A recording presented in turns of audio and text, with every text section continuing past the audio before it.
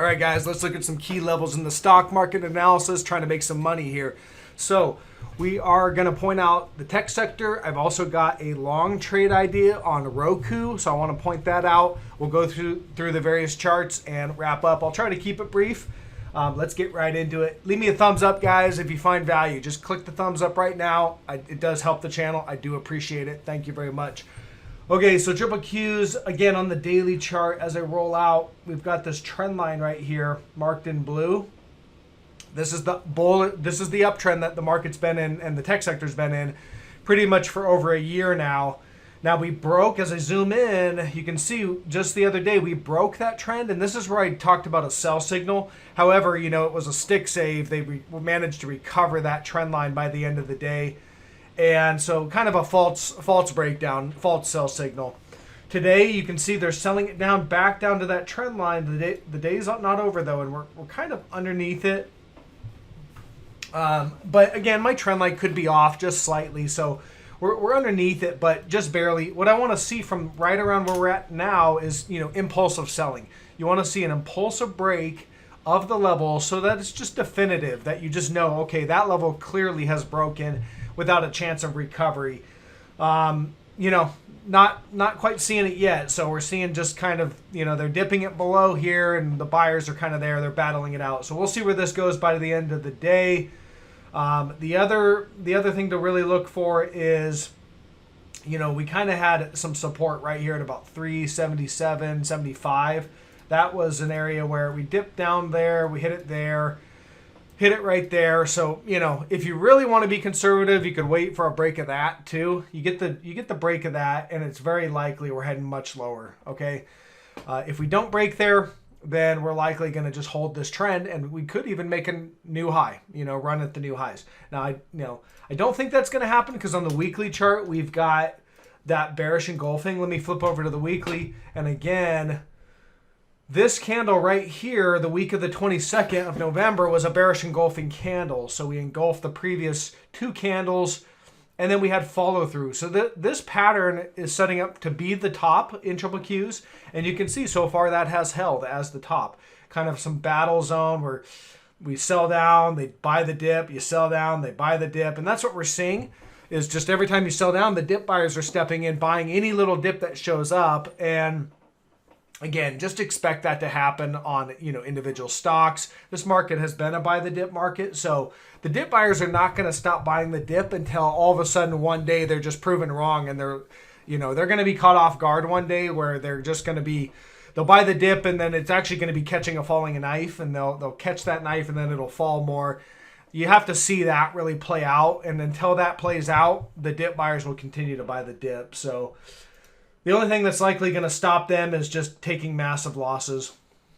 So going back to the daily, you know, we're starting to break, but again, we need to see that impulsive selling step in. So look for it. You'll see it on the chart. You'll see some sort of, you know, algo sell program firing off where we'll start selling hard, and that will be your next sell signal.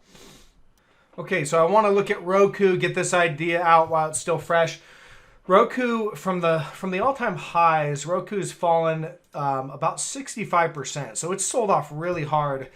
And you can see we're starting to fall down into some major support on the daily chart. You can see this level, 169.81, was support. You know, lots of tags of that. Big support right there. And you can see this is where we're at right now. We're getting a little bit of a reaction, but I would expect us to, we should bounce off of this level, potentially set up for a bear market rally. Something pretty strong and impulsive. So it looks like an area that you'd want to start buying Roku. I actually took a starter position long on this thing.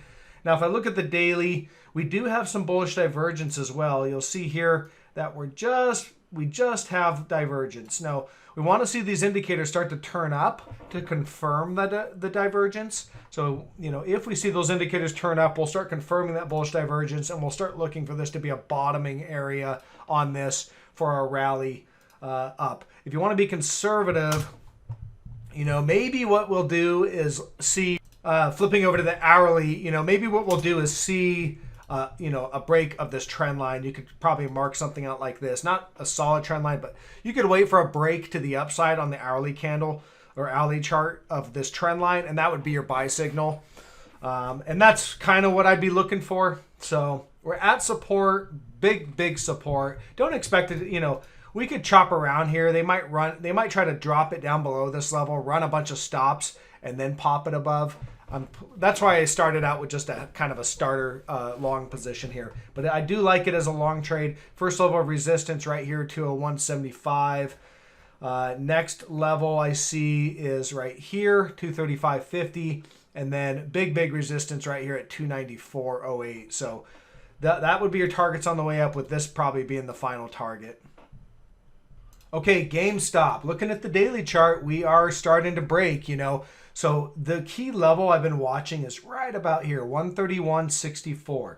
And this is the area on the daily chart. You've got lots of trades. This is a big shelf right here of all kinds of trades that have gone on. So what happens is, this thing was in the news and it was kind of a mania and everybody piled in. Well, oftentimes by the time the news gets around, the major move is already finished. And then you get the Johnny-come-latelys that pile in thinking they're going to get rich like everyone who was early on the move did. And that's what all this is. So this creates this is going to create panic sellers when we see a break, which is what I think we're going to get. So as I zoom into the current price action, you can see right there that key level. Now we hit it the other day, and then the company floated out some news about they're going to go into NFTs and kind of just a pump job after the market, and it was up 25%, but the seller stepped right back in and sold it down. Now we're starting to crack. It's starting to get soft on this level and starting to break. I would expect that, if we start closing down here for too much longer, we're going to get a gap down, and it's going to gap, way down below all this level, and it's going to just start hitting stops and running sell orders to the downside, and it should be a pretty swift fall down to this 45 area. That's kind of your next level of support right there. We had a big reaction candle right there. So that's what I think is going to happen. That's how I'm positioned. I am short, looking for that gap down and for it to, pretty swift move to the downside. I like it so far. It is a high risk stock, so I think it makes sense to have a smaller position size on this one. Don't just load the boat. And again, everything on this channel is just my opinion. I'm not a financial advisor. I'm just some guy analyzing charts. KHC, this is a long trade idea. Again, we broke below this just on the daily chart. Back here, we broke below this key level of support, 35.40. That comes all the way back from this big gap. See this big gap in 2019? That was resistance for many years. All right. Now we broke above it. We broke above right here. Big impulsive buy signal right there. Broke above and it traded up, came back in, held support, and then they did a bear trap, it looks like it. They dipped below, making it look like it was going to fail, and then snapped it right back up and it's recovered. So that's bullish in general. This drop here also came with some bullish divergence that started to build right there. So I don't see anything bearish in this chart right now. Now, yes, we could pull back to the support. We are at resistance right now, 37.80. You can see tag. This is resistance. We get above this, and I believe we're going on to fill this gap all the way up here at 47.75. That's that gap from back in 2019. So, a bullish break above this, kind of a breakout, sets us up for that gap fill move. If we don't break out right now, we could pull back. There is a possibility that we pull back to this support again, and this would be your buy zone down here if you get it down here. Looking at the hourly chart, we are starting to show some bullish or bearish divergence. See how the momentum's kind of dropping off a little bit on the hourly chart while the price just kind of drifts higher. So we do have bearish divergence on the hourly chart. Whether it's good for a big pullback or a minor pullback, I'm not exactly sure. But in general, it looks like pullback should be bought on this, and it's kind of a buy the dip stock where I think we're likely going to continue to run up and fill that gap. Financial sector, XLF. So these have been rallying on really anticipation of the Fed hiking interest rates. But I want to point, we kind of have a bearish setup forming. So on the daily chart, we do have bearish divergence right now. It's not fully confirmed. So you'll see right there how we are kind of making a slightly lower low in the RSI and the PPO, and yet price is higher. So there was your former high, and now we have a higher price. So that's negative divergence basically. It's not confirmed though, so what you want to see is the PPO turn down, start to cross down, the RSI start to turn down to help confirm that. Also, if you look at the hourly chart on XLF, we are setting up a bearish rising wedge pattern on the hourly, so you'll see that rising wedge just starting to crack it right now. So we'll see if this turns impulsive, and if you see an impulsive breakdown of this wedge, then I think that's setting us up for a move to the downside. I would have a minimum target at this gap fill level right about here at 39.67, but likely a lot more. And if I roll out to the daily chart and I scan way back, here's your March 2020 lows. You can see this is your trend line that we were walking up, held support here, held support. You know, we have a couple reactions there to validate that trend line, and you can see we broke that trend line back in about November timeframe. Traded sideways. This to me looks like a kickback rally, and likely going to fizzle out here pretty soon as we start to work our way lower. So minimum target on the bigger pattern, if we break that hourly bearish rising wedge pattern, a good target I think would be down here about 35. And from where we're at now, that could be a drop of about 15%, roughly 14.5% in the financials. So things, still need to see a few things shape up in order to, take a trade on this. But there is a setup here. It is a short setup, and we need to just see a few more things kind of form up. All right. Okay, gold bullion trading up near resistance right here.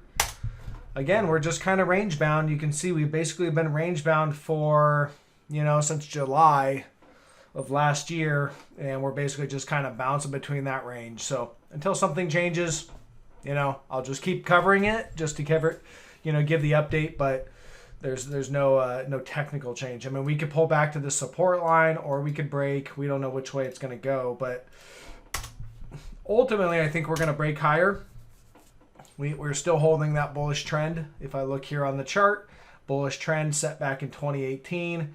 We're moving up, kind of a consolidation, and I think we're setting up for the next leg higher. And I'm looking at this kind of consolidation area as just, basically building energy for the next move higher. That's what it looks like it's going to do. Qualcomm. So someone asked me to cover Qualcomm. And, basically the way I treated it is as we sold down the last couple of days, I did cover half my trade on Qualcomm as we were kind of nearing support. And then I saw that stick save in the triple Qs. It just made sense to cover some of these shorts while we had that stick save in the triple Qs. And then we rallied up in Qualcomm just recently, kind of putting in a new high. You can see here today, just kind of traded up into this area.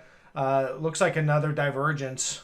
You can see on the PPO and the RSI, we're just continuing to drift lower in momentum. So I'm looking at this as I'm looking at this recent rally as just another divergent high, rallying up into resistance.